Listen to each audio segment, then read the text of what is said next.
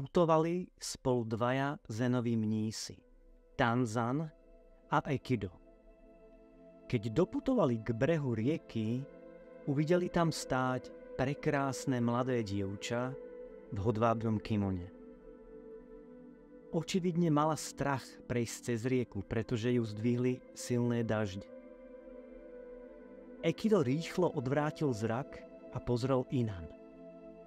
Naproti tomu Tanzan nezaváhal a bez slova vzal dievča do náručia a preniesol ju cez rieku.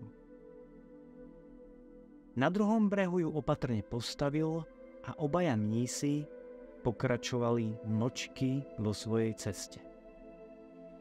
Uplynula štvrťhodina, polhodina a celá hodina. Tu Ekido vykríkol: Čo to do teba vošlo, Tanzan? Porušil si niekoľko mnískych pravidiel naraz.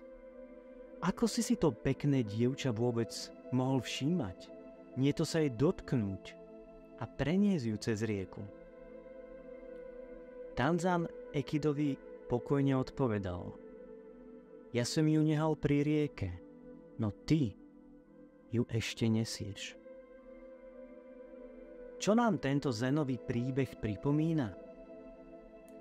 Ako mysliace bytosti často lipneme na našich názoroch, predstavách, presvedčeniach či postoje. A práve oni nám veľakrát bránia vidieť celok. Uzavreli sme sa vo svojej myšlienkovej bubline a nie sme schopní otvoriť sa širšej realite. Kľudne opusti svoje názory, aj keď sú dlhoročné, a založil si na nich svoju identitu.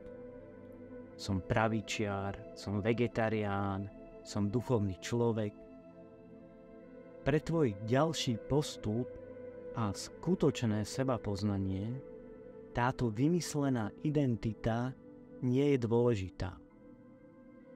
Oslobodí to tú tvoju časť, ktorá sa uzamkla v jednej z mnoha iluzórnych predstáv o tom, kto si.